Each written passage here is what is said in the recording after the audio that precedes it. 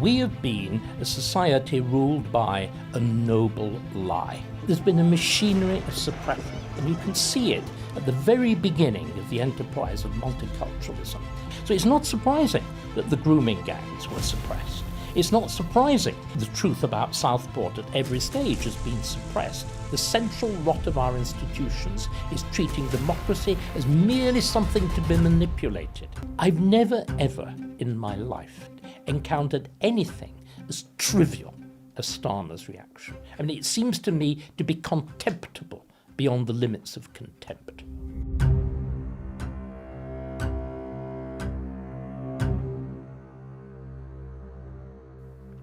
Hello and welcome to this special episode of The Skeptic. I'm your host, Laurie Wastel, an associate editor at the Daily Skeptic. And I'm very pleased to be joined here in the studio this week by Professor David Starkey, CBE, who's the acclaimed and acerbic historian, broadcaster, and author, of course. So welcome to The Skeptic, Professor. Hello. Yeah, good to have you again. Yes, indeed. Welcome back. Exactly, but in the studio this time. Okay, so we're going to start with the grooming gangs today. That's been massively, obviously the story's been going on for a long time. It's been massively back in the news recently. There's been lots of discussion about what that means, what that says about our politics, what that says about institutional failings, what it says about the failures of multiculturalism as well. But I think it's still difficult to get our heads around, perhaps as a country, the full horror of what this was. And to be very clear, you know, this was the racially motivated torture at times of thousands of underage girls, predominantly white, the abusers predominantly Pakistani. And this happened for decades and is probably in some places still going on. So to get the historical perspective here, then, in terms of, well, historical atrocities, I think we can probably use that word. Where does this rank? Well, can I first of all explain why it's reasonable that I talk about it now? One of the big questions that's being asked of everybody, it's the equivalent of the question of what did you do in the war, Daddy? In other words, this, as you said, has been going on for a long time. It first comes to real public attention with the reporting. Again, we need to be honest about this. The reporting in the mainstream media, in the Times by Andrew Norfolk, an extraordinary series of articles between, I think it was 2010, 2011 and 2012, for which he received enormous amounts of flack. What did I do at the time? Was I smug? Was I silent? Was I complicit? Did I put my head above the parapet? What would you guess? Well, I imagine you put your head up. And what happened to it? And lopped off like the tallest flower. Right, let me tell you what happened. I was speaking at a major public school at Wellington College. You will have actually seen a recording of the resulting incident. Do you remember my encounter with Laurie Penny? I do not. No, well then you clearly are not familiar with Starkey's greatest hits on the internet. I will not be lectured to by a jumped-up public school girl like you. I came from the bottom and I will not have it. This is when I put this horrible little creature down. But what had happened was we were talking on the cultural frame of education. It was a conference on education. And the issue of the grooming gangs had come to light. It was still being pussyfooted round. And this is what I said. The reason that it's going on is that these people have their cultural values entrenched in the foothills of the Punjab. In other words, we're dealing with a matter of enormous culture clash. And this seems to me to be one of the themes that we should be looking at very, very much, not simply with the grooming gangs, but with the other thing that's so powerfully in the news today, the Southport murders. Again, it's this question of groups of people of wildly different cultures, juxtaposed, deracinated, finding a world that they're familiar with undercut from their feet, or extraordinary opportunities given to them. Of course, what happened was I was denounced as racist, I was denounced as bigot, and you're probably, again, as you seem to be a little more ignorant than perhaps you should be, you may be aware, you cited my title of my honour, which is as worthless as these things can be, the CBE. There was a very serious attempt by the government made to remove it from me. for allegedly racist comments, of which that was an example. Because what we have is not simply the machinery, the old machinery of Twitter, the pre-Elon machinery of Twitter, where there was the Twitter storm, which brought people down. Remember, this is how it was done. This is how woke was enforced, as well as by the formal machinery of the state, again, about which we need to talk. There was the machinery of conformity online. And there's a famous article by Jonathan Haidt in The Atlantic, which discusses this, the actual machinery of Facebook and Twitter, with particularly the like and retweet button, enabled you to build up a storm. So apparently hundreds of thousands of people piled on top of you. Well, they did. But what was even more terrible, and it's really important we understand it, the state was complicit in this process. One of the fundamental reasons that nobody put their head above the parapet was not simply that there would be a Twitter pylon, but then that Twitter pylon, which of course is, it's imaginary. It's a few people pressing a button. But it turned into terrible real-world consequences because it governed the behavior of public and private institutions. As I said, our state, Britain, the state of Magna Carta and the Bill of Rights, has in the Cabinet Office a department called the Forfeiture Committee, in which there is a civil service which spies on everybody holding an honour. It is simply inconceivable. But a record is kept.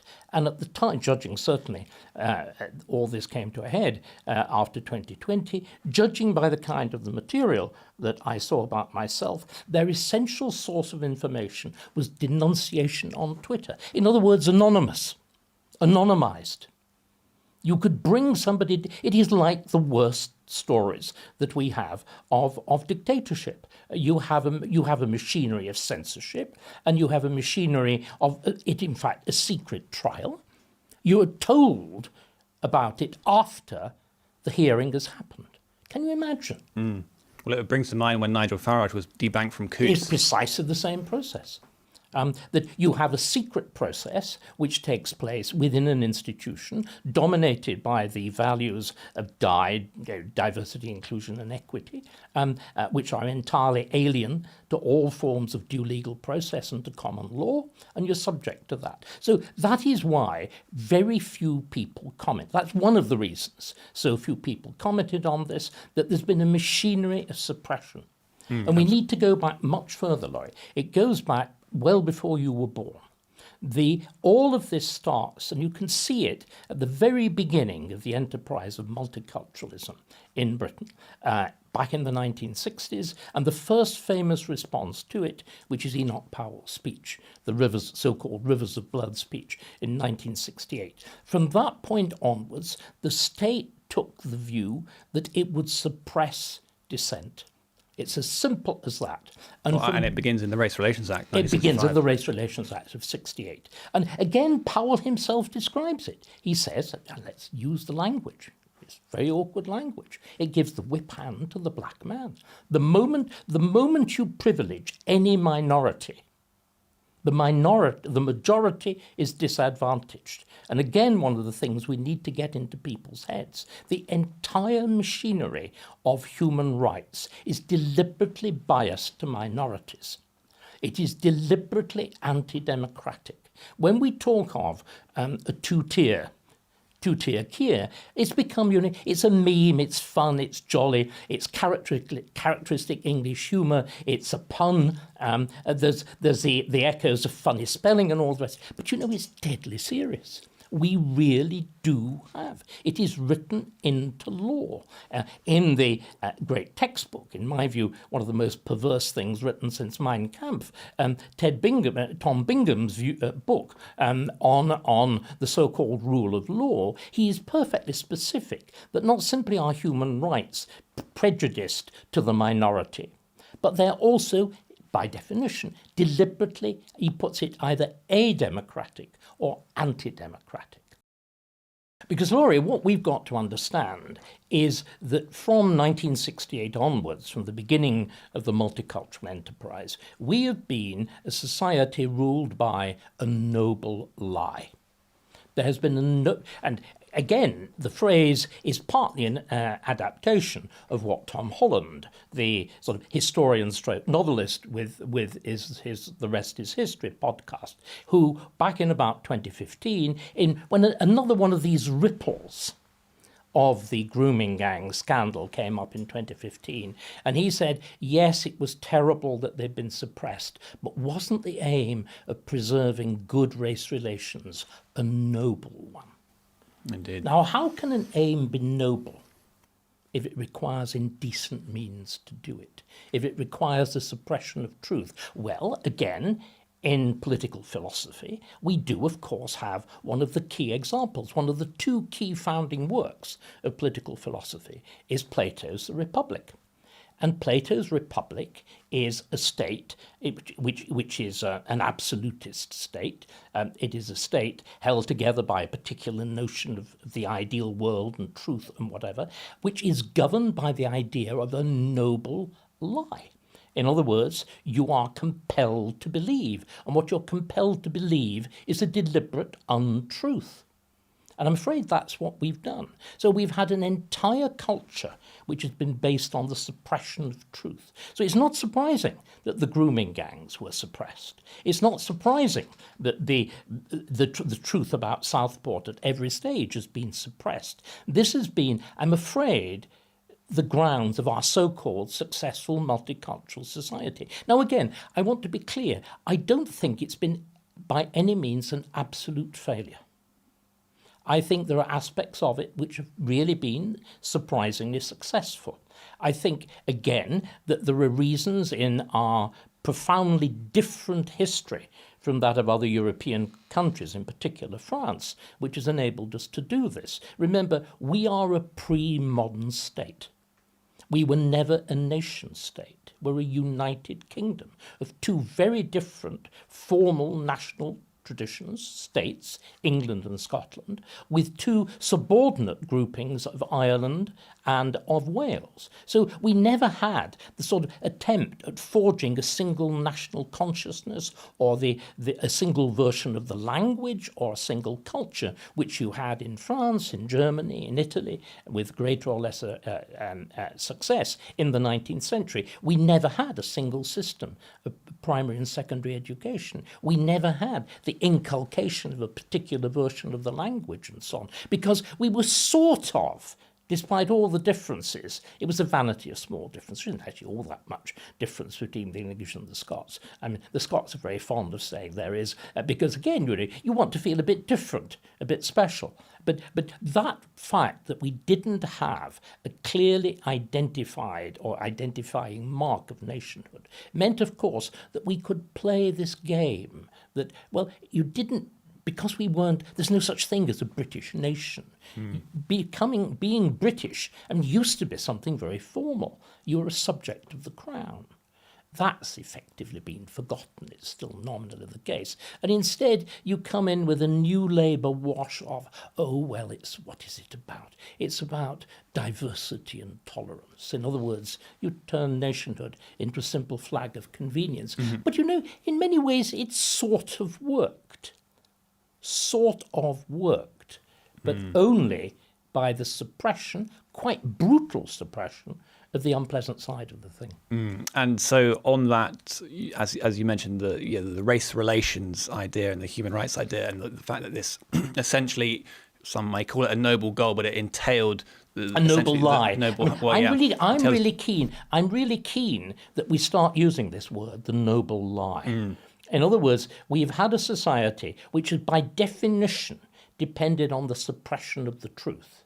You see, if you look in America, right, they had a very similar pattern. Remember, all the things that we think of as defining this new world, diversity, inclusion and equity, critical race theory, theories about transgenderism, anti-colonialism, they all come from America.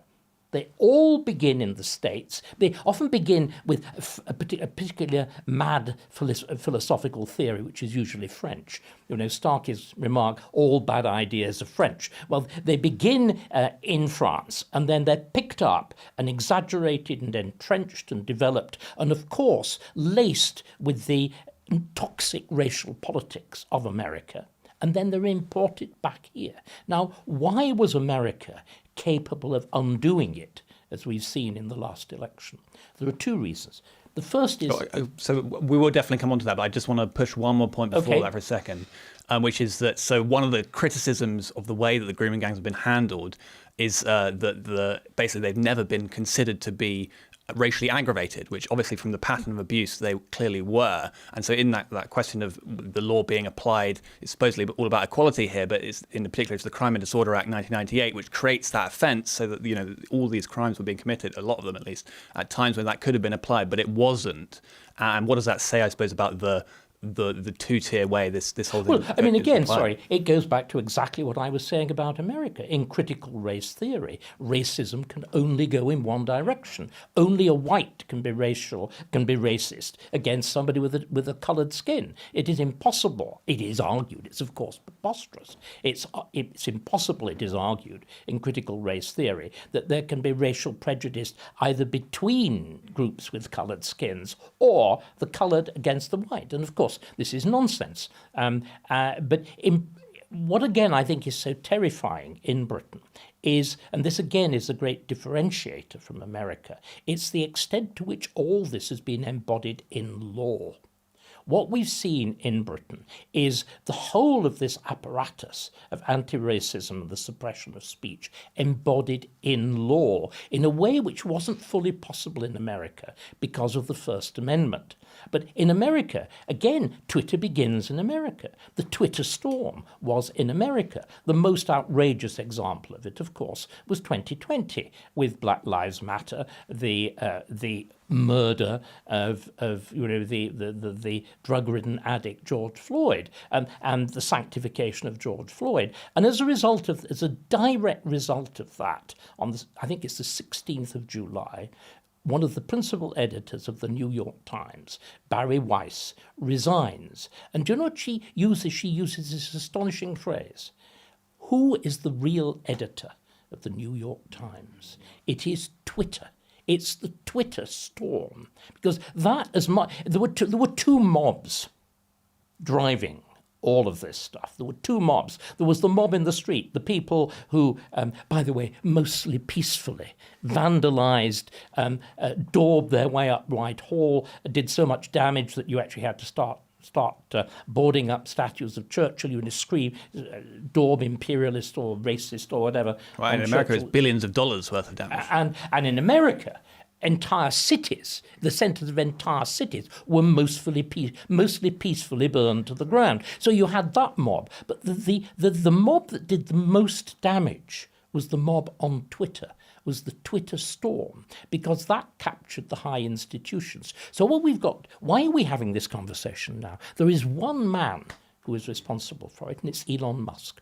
We've really got to see that in the way it begins in Britain in 1968, and by the way, that's also true in America. That's the moment of the Great Society. That's the moment of Lyndon Johnson and whatever, which, interestingly enough, his key legislation, his key executive orders have just been repealed by Trump. So in both countries, it starts at exactly the same moment, but it also, I think, ends visibly in America, and the dam at least is broken in Britain, and it is the moment back in 2022, in October 2022, when Elon Musk marches into the headquarters of Twitter with his kitchen sink. And, it reminds me of one of the great definitive moments of art in the 20th century. This is the equivalent of the famous urinal, the first object of surrealist art, when a urinal is presented by Marcel Duchamp in, an exhibition in New York, and labelled as a fountain. an inverted urinal. And it seems to me that piece of white china is a double symbol. It's the symbol at the beginning of the 20th century of the breakup of the high culture of the 19th century and the Renaissance. And now, I would argue, that's the beginning of the long 20th century. The climax of the First World War, the horrors of all the rest of it. And the long 20th century comes to an end in 2022 with another piece of white china when Elon Musk carries that into Twitter, because what Musk has done, he has broken the most powerful online tool of censorship. That's exactly what's happened. This is why we're challenging the government. This is why we're able to have this conversation. And we really, it's one of the wonderful things, being very old like me and being a historian and therefore even interested in past, even beyond when I was born. You can see these big patterns. And I think we're at the moment of an inflection, the moment of a big pattern. So in America, even in America, you had first to break the hold of Twitter. It's perfectly clear that Trump would not have been elected without that. Because again, what had happened at the height of the power of Twitter was that Trump himself, remember, is banned from Twitter immediately in the wake of January 6th. And now they've all been released. Pardon? Now they've all been released. Again, there's absolutely deliberate pattern of reversal. But in America, you see, you had a defense which we don't have. You have the First Amendment. The First Amendment, which forbids the state to limit freedom of speech in all but the most extreme circumstances. But again, what we forget on this side of the Atlantic is that the Democrats were doing everything they could to undermine the First Amendment. That in the vice presidential debate between Michael Waltz and Vance and J.D. Vance, Waltz actually says in an aside, which doesn't feature properly in the transcripts, he says, the First Amendment does not protect hate speech. And that was the scheme. And it's perfectly, this is why you remember the famous moment, the gesture of Musk saving civilization. He was aware that that was intended, that they were going to do in America what was done here by the fact that we don't have a First Amendment, to introduce a legally enforced limitation on freedom of speech. And that undoes, frankly, the whole of our civilization. He is right. The thing that distinguishes us from previous civilizations is this freedom of thought and freedom of speech, which I think is the ground for everything that's happened, the intellectual, the technical, all the rest of these developments. Which again, just thinking about it quickly, is why what's happening in America at the moment is so extraordinary. What's happening in America isn't just what's people are sort of characterizing as going on here. This is not what Matt Goodwin is talking about with the rising of the masses against the elites. In America, it's much more complex, isn't it? Yes, there are the Proud Boys. Yes, there's the Steve Bannons. Yes, the people going MAGA, MAGA, MAGA. But at the same time, the very cutting edge of the economy, the moguls, not of Hollywood, they're all on the old side, they're all the Democrat side. But the really key figures, willingly in the case of Musk, dragged in, I imagine, kicking and screaming like Zuckerberg, all the tech titans are now on the side of freedom. And it's extraordinary, isn't it, the reaction to Elon Musk? I mean, because you mentioned the supposed Nazi salute he did recently. It obviously wasn't. I mean, he's got slightly eccentric mannerisms there. But as you mentioned, free speech is so central to Western civilization. It's such a value that has underpinned everything we've done, and it's so obviously not a fascist value or something like this. To put it mildly. To put it very, very mildly. It's the complete opposite of that, right? It's openness, and that's what he is really for. But do you know why there is the constant use of the term fascist? Do you know why? Why are people like AOC so keen to pin that term on Elon? Well, I would say it's because it's really at the center of our post-war way of thinking about the world. But it's more than that. The idea of fascism is I don't know whether you're familiar with the work of Jacob Machangama, his studies of freedom of speech and hate speech. What he's been able to show is that the origin of hate speech is within the Soviet occupation of Eastern Europe. The justification that they came up with for the limitation of freedom of speech was anti-fascism.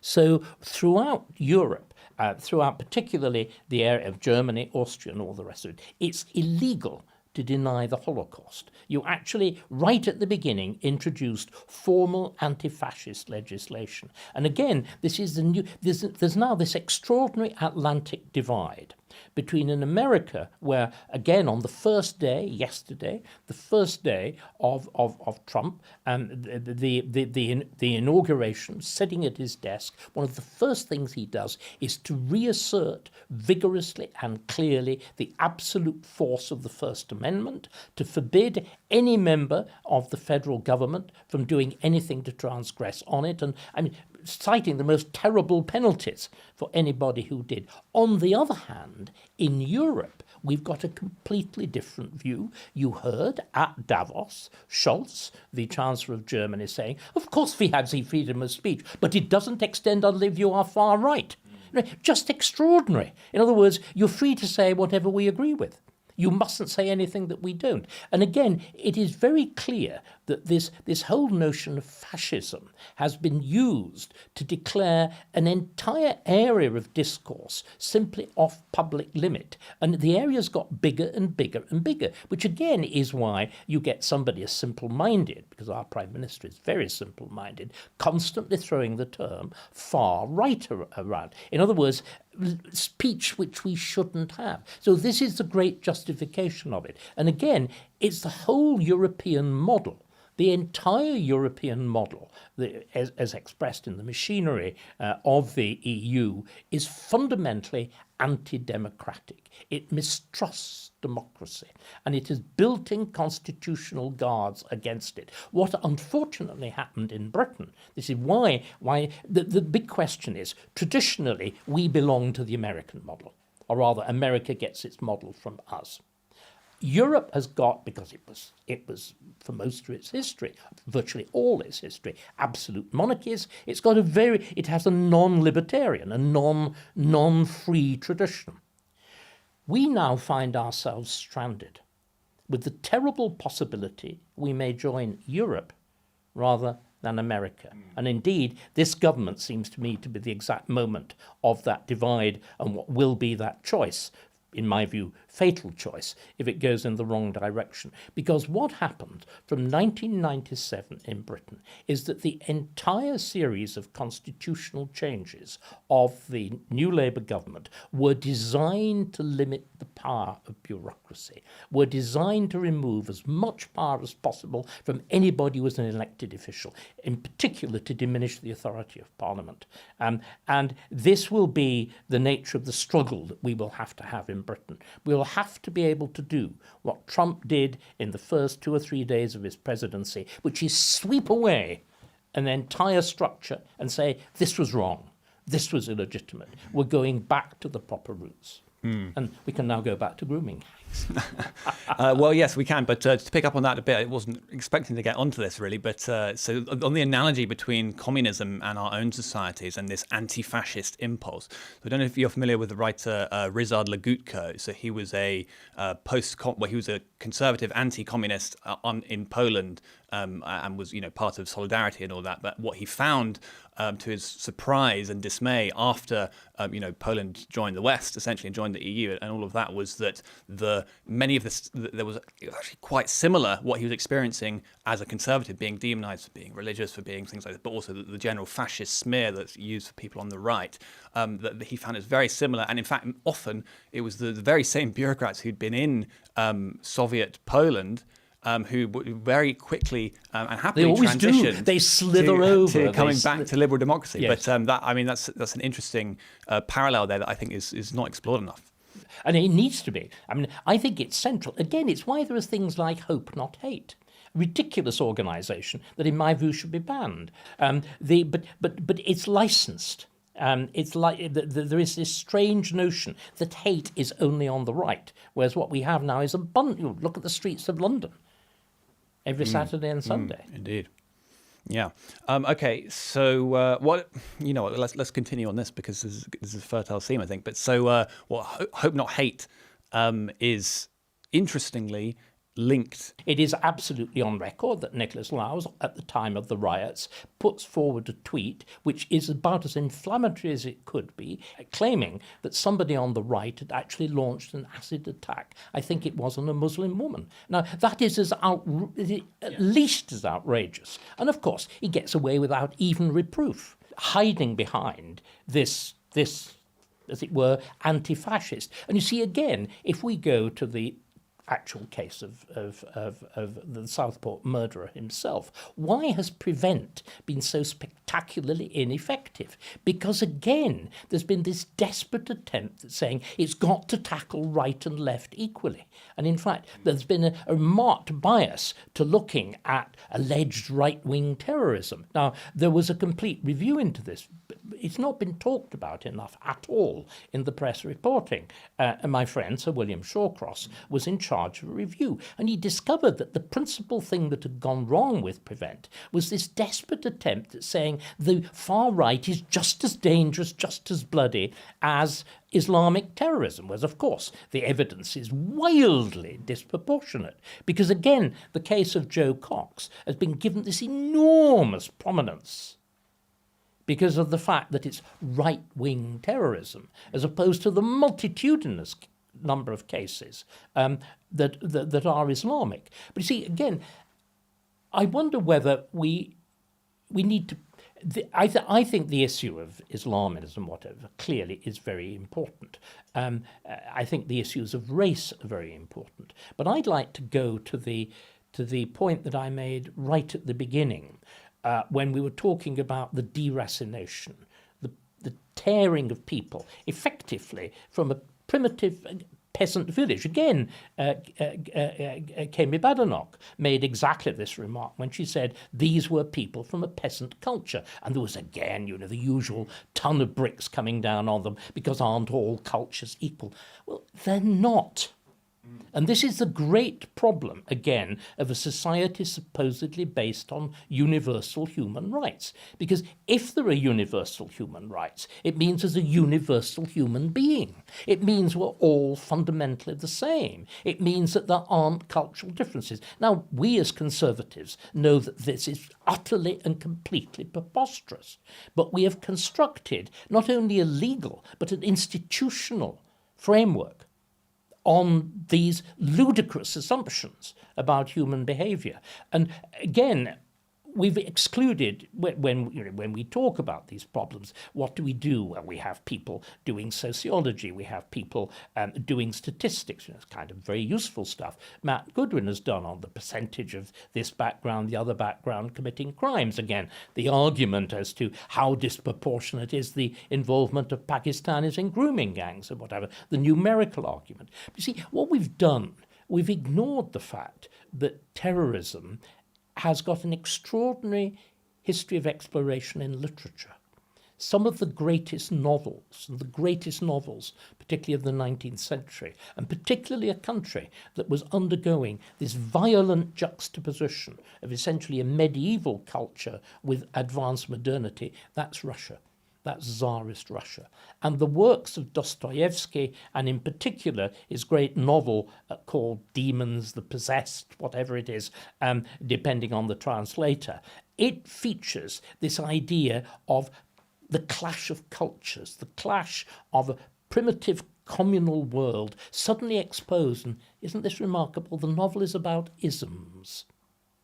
These abstract ideas, of which one of them is Islamism. So this clash of things, and people pulled out of one world and put into another. The book is also about something else. It's about what, again, we saw with the Southport killer. The sheer indulgence of violence. The sheer enjoyment of torture, of horror, of blood, of cruelty. And again, with our optimistic view of human beings, this notion, there shouldn't be punishment, nobody is beyond redemption. We are fools. And it is the problem again when we have a leader as shallow, as ill-educated, as rootless as Keir Starmer himself. The man apparently has never read a novel. What does he want? He wants flash suits, the footy, and a freebie to a Taylor Swift concert. That's the cultural reference of our Prime Minister. Absolutely, despite all his experience of criminality. So we've got, again, a man who's been in charge of criminal prosecution with no awareness of the depths and the horrors of the human personality. But again, you look at the photographs of this man, now we're allowed to look at the photographs. Well, I mean, it just seems like a monster. I mean, He's a monster. It's terrifying. How on earth is somebody like that allowed to wander around? We used to have sectioning. We had mental hospitals. We had people like that deliberately removed from society. But what we've done, we've tolerated. We've decided that this was wicked. And it was, again, in so many ways, the right and the left coming together. The right wanted to sell them all off, because these mental hospitals were in gorgeous locations with nice gardens and good solid Victorian buildings. And you could flog them for, $1 million at a time, each flat in them for a sort of $1.5 million at a time. And the left, of course, again, part of this whole French nonsense, believes there's no such thing as madness anyway, that it's just a social construct. So we've gone ourselves in a society where we cannot even begin to use proper language, let alone proper treatment of this creature. And in fact, the treatment we do get, I mean, as you say, this was hate, this was something that really needs to be reckoned with on an almost philosophical level, and yet we now get, it was to do with the fact that Amazon sold him a knife or Can you imagine? Starmer and Yvette Cooper talk about respecting the victims. Can you imagine the contempt for them that it shows? That apparently the way we deal with this is by double ID in buying lives online. Can I just repeat that? That your reaction to that hideous murder by this monster is to say, we'll introduce double ID for buying on Amazon. And the idea that is adequate, but that it's simply decent, that it is actually a human reaction. But of course, they'll also do more internet censorship as well. And they will try and do more internet censorship. Was the only reason that they tried to keep everything from us because of race relations. Even the police. Again, the whole role of the Crown Prosecution Service needs tearing open. And it is perfectly clear. I was talking about the Cabinet Office being used as a machinery of censorship. It's perfectly clear that the Crown Prosecution Service, on the ludicrous grounds of prejudicing a trial, how could any trial of that man have been prejudiced by anything that anybody said? There was no doubt that he'd actually done it. And the idea, that oh dear, we've really got to be fair to him. No, yes, absolutely extraordinary. I'm very old. I've read lots of terrible about lots of terrible murders, and obviously people of all races and colours and whatever have committed them. But I've never ever in my life, 80 years of it, encountered anything as trivial as Starmer's reaction. It seems to me to be contemptible beyond the limits of contempt. And we actually, so to talk more about what his original reaction at the time, on I think the day after it was when he went to lay flowers, part of the press interviews he was giving that day was saying, we're going to update our knife crime strategy. So that's linking to this as well. But we were immediately also told it was not terrorism. And we were immediately told by Starmer, he said, this is not the time for politics. And other people said, you're not allowed to speculate about what happened. And so there was this whole... Clearly, it was a political issue. Clearly, people were angry. And clearly, as we now know, the state had failed. And do you think that the way that they handled it at the time contributed of course. To the riots? And it's not merely me saying this. Two people did. Two people very heavily involved. One was the businessman who actually stopped him Remember, everyone, Starmer, as usual, goes on about our apparently thousands of public servants involved in this case. If you remember, he actually uses that phrase, the debt that we owe to these. The man who stopped him was a local businessman, if you remember, and he says right at the beginning, I can well understand why people have reacted as they have. He actually says that. The other person who says it is the man directly responsible for reviewing terrorist legislation, Jonathan Hall, QC. Casey, I keep forgetting because I'm so old and use Casey, QC all my life. Jonathan Hall, KC. In other words, a man of at least equal standing to Keir Starmer. And what he says is precisely the obvious point. If you have a vacuum of information, it's filled with every rumour. You don't suppress rumour by not putting the truth into the frame. But the problem is, Laurie, that we've had, as I pointed out, since 1968, we've had a culture based on the noble lie.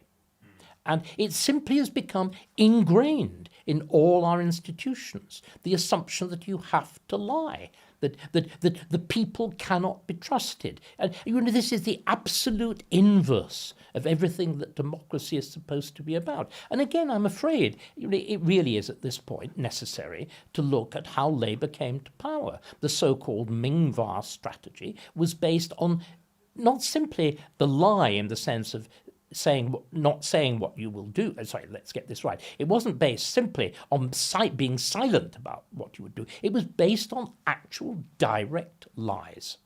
It was based on saying we will not increase taxes.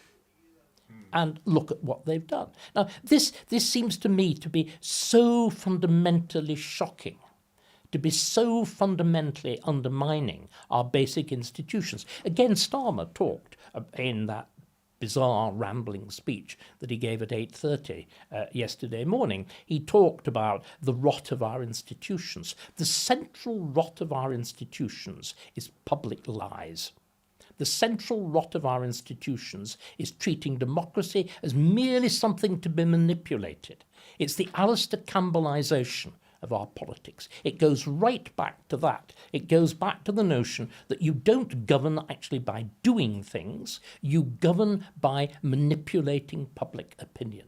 And it is the great lie of Iraq's missing chemical weapons and so on has been repeated and repeated and repeated. And it has now become the bedrock of public policy. This is utterly corrupting. It's utterly unsustainable. It has to go.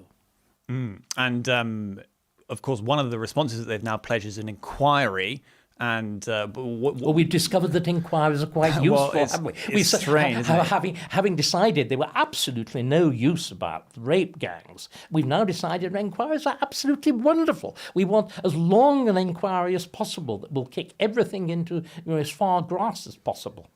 But it is at least an admission that they sort of tried to get off on the front foot of that. No one was expecting them to call this so early, but it's an admission that they clearly know that many things have gone deeply wrong and they want to try and say that they're doing something about it. But as you say, it's a way of kicking it into the long grass. It is a way of kicking it into the long grass. And also, is it again going to be Louise Casey? I mean, you have now a performing seal. She looks rather like a performing seal. You have this performing seal of a woman who can be relied on to produce something that sounds really, absolutely, sweeping, clean brush and will lead to absolutely nothing at all. Okay, so in some ways that was a long digression from the very, very first question, but let's go back to the grooming gangs for a second then. And obviously it links, and Starmer himself has in a way linked it to the Southport stuff because he's called them both far right in his reflexive way, as we've been talking about. But, so the perspective on that as a historical atrocity, if you like, but also how will that go down in the public consciousness now that it's properly broken through, and I don't think it's going to be going away anytime soon, right? I don't think there's been anything quite like it. Can you think of a parallel? No. I can't. I mean, again, it's because we got rid of communalism relatively early in England. I mean, you could imagine it perhaps in Northern Ireland, but with, again, a profoundly divided society. But I don't think there were direct parallels at all. I mean, this is something that you would actually expect much more in Africa. Or, in other words, it's... That's the end of the free part of the podcast. If you'd like to listen to the bonus interview, you'll need to become a regular donor to the Daily Skeptic. For as little as £5 a month, not only will you be able to watch or listen to the whole podcast, you'll also be able to access articles behind our paywall and join our discussion forum on Discord, where you'll have an opportunity to discuss the latest content on the Daily Skeptic with other donors, members of the editorial team, and some of your favourite contributors. Once you've become a donor, log in to the Daily Skeptic using the same email, and you'll find a link to the premium version of the podcast on the homepage, including instructions about how to listen to it on your favourite podcasting app. Remember, you can access all this bonus content for as little as £5 a month. Just go to dailyskeptic.org/donate.